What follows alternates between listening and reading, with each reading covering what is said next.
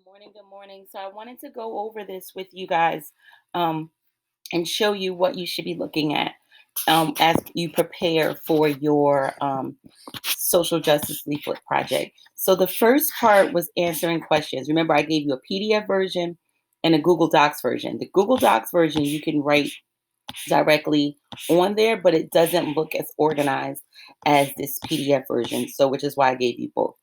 So the first part was questions about the white rose. So you had to research the white rose.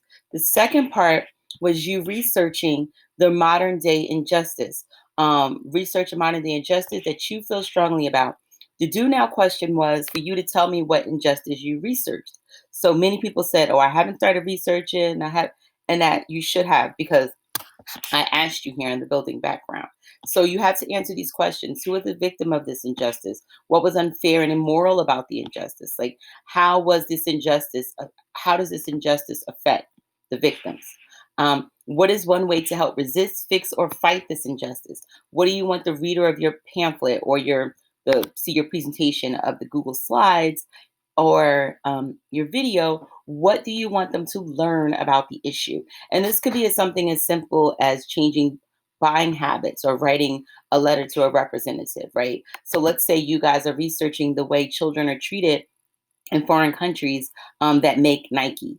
And that's a real thing. You can look it up. There are children who work for long hours, little to no pay. They might get like 15 cents for a pair of sneakers that you pay $200 for, 200 to thousands of dollars for. They cost 15, the person who made them made 15 cents.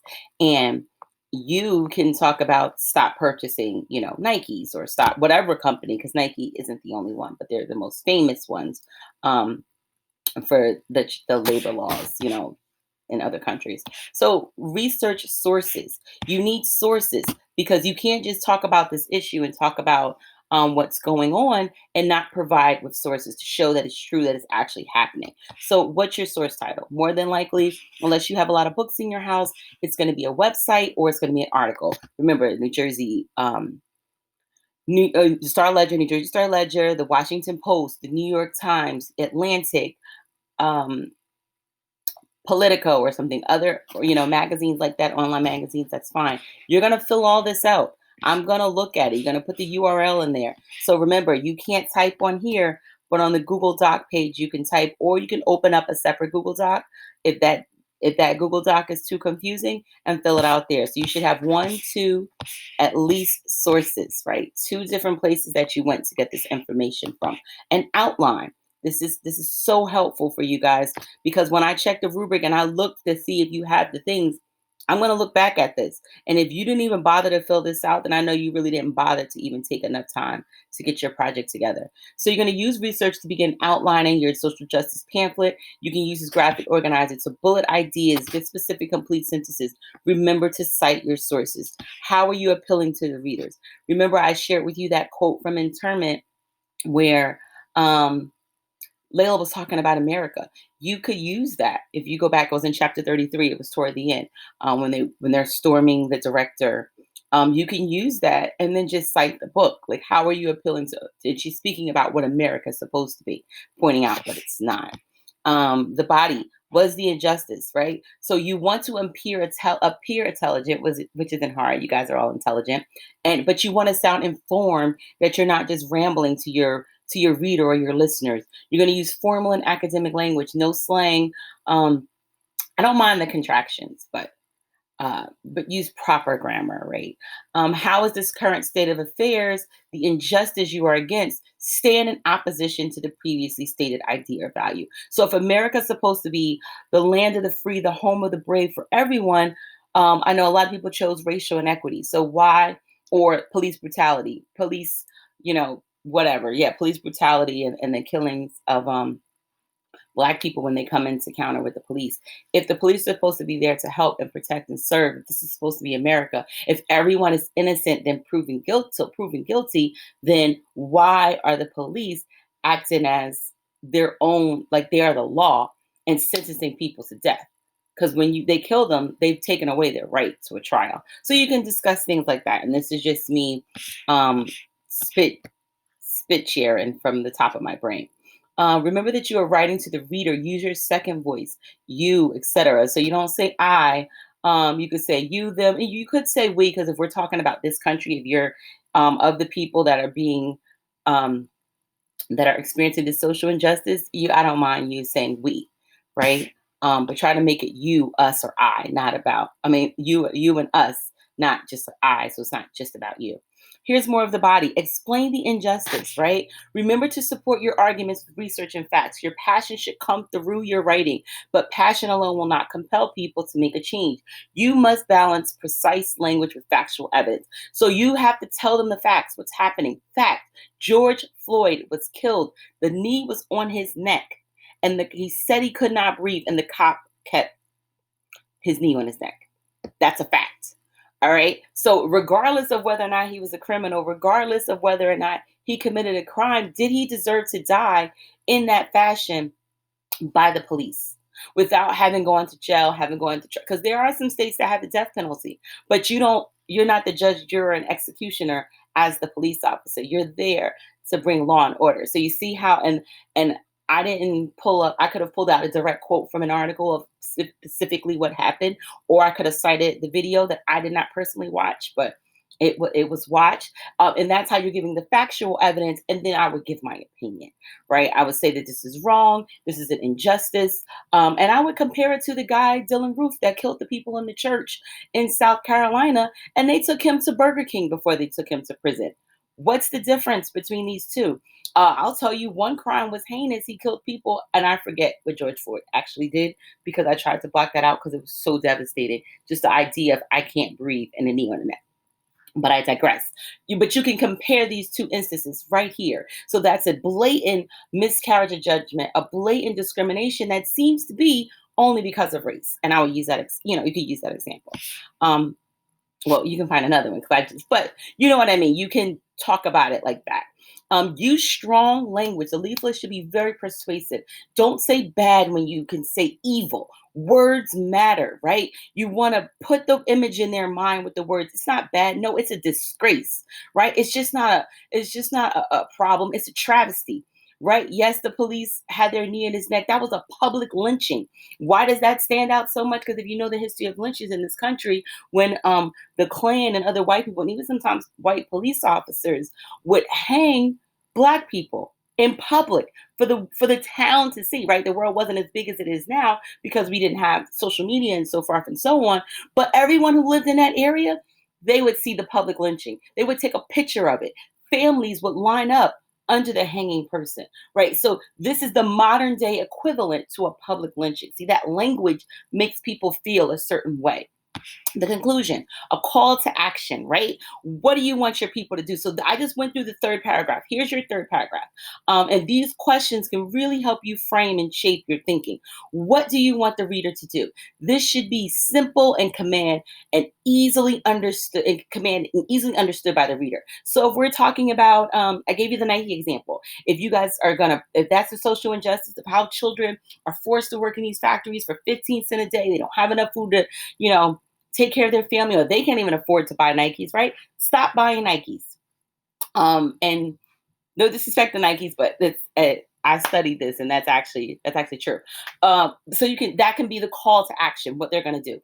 If we're talking about police injustice and George Floyd, the call to action could be writing a letter to your local congressperson or your state senator, or asking that police. And I haven't looked into this one further. I'm not sure. I know other than the Black Lives Matter marches and protests, which I saw some of you and some of the class of 2020 had participated in last year. Other than that, I think there are organizations that are telling people what to do. I've never looked into it, so I don't know. But I do know that you can write your local Congress people, you can write the state senator, you can write the governor and ask them to do more restorative training for the police. That's what I did. I wrote a letter. And I went to a march, but I didn't know from the march what was next. But you can do something like that. So you would have to research. This is a part of your research. What are people doing that are outraged by this injustice? How can we help stop this? How can we make a change? I know there's this big.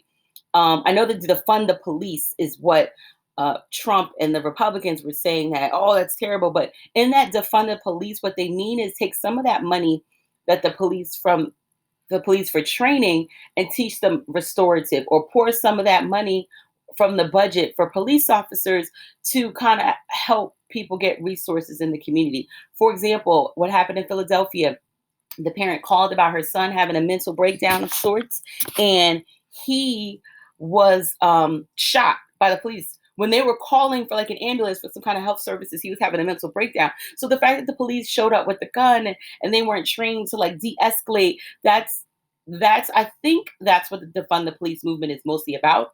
I haven't researched primary sources to read it for myself, but that's what I've heard from like CNN and MSNBC. But since if this is your project, if this is what you're doing, you can kind of look further. So what is the next step? Writing a letter is an easy example, is one of them, but you have to know who or what and why they're writing a letter. So who are they writing it to? What are they saying? And what's the expected outcome? So you have to go a little step further. The white rose often use rhetorical questions, and a persuasive technique in its leaflets. Where in your own leaflet, you can use a rhetorical question to highlight a main idea, engage the reader, or emphasize a point. So I loathe rhetorical questions. However, they're um, they're wonderful if they're done correctly. I would say I would be stingy with them. Three, no more than three rhetorical questions. And here's where I would put them. I'd probably maybe put one in my opening, either at the very beginning or at the very end, like as close it off. Maybe put one in the body when you're talking about, what happened, and maybe asking them if they can picture themselves in that situation, something like that. And then a conclusion, call to action. Like, do you want to be, what side of history do you want to be on? Don't use my question, but something like that. But I wouldn't use any more than three. I wouldn't fill up a paragraph with a whole bunch of rhetorical questions, but I would use three strategic ones, really good ones, the best ones that'll really make people think, um, and convey your message. So hopefully this helps. And I will be looking to see that you took the time to complete this draft, as it is very important in helping you plan it. Because this right here is the layout. I could tell when people were asking me, like, how many paragraphs? What does it have to be? And that you guys didn't even look at this.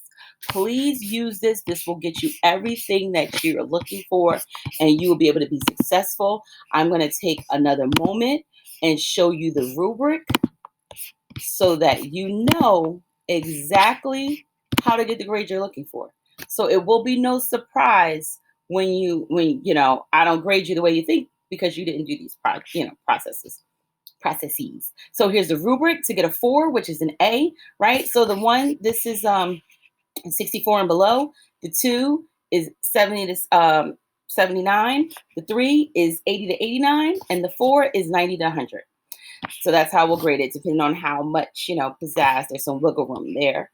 But then we go in each section, right? You get points. So introduction, does it appeal to the reader? Do you have a strong hook? That's a 4. Describes an important value in ideal society. Introduces social injustice issue without overwhelming the reader. So you don't want to give them too much. You just want to give them enough to make them care about the issue.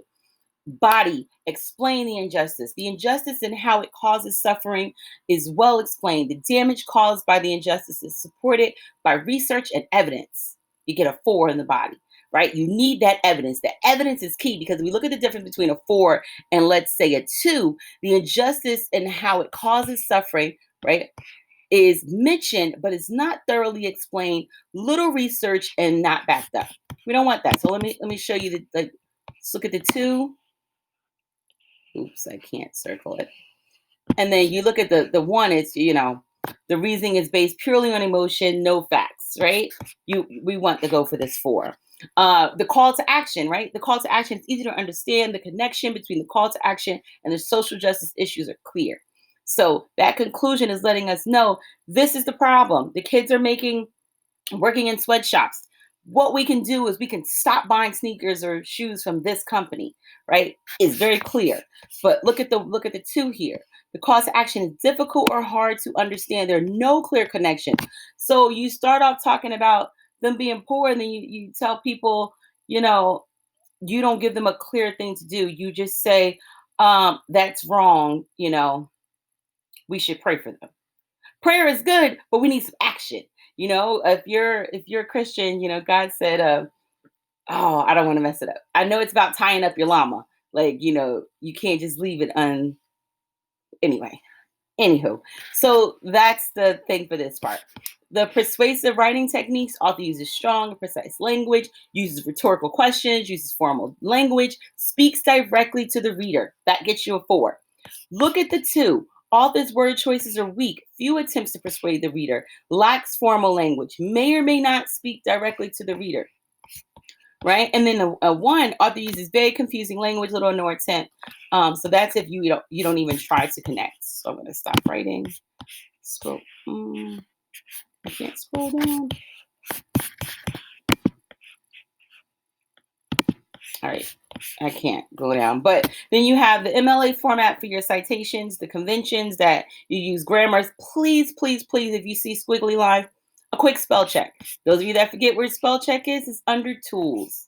It's right under there. You go down, spell check, do a quick spell check, make sure everything is good. Easy way to get a 4 on that part. So hopefully this helps you guys and everyone is clear as to what is expected for the project. You turn everything in here. When you go to the assignment, you can just upload the documentation. Remember, this PDF that I showed you that I went through is this part right here. So you can write on there. You can have them both open at the same time and just, delete what I have there if it's confusing and just type your answers in and go to turn that in. And you'll upload your project right here. All right. So if you have any more questions, feel free to reach out. Thanks and have a great day.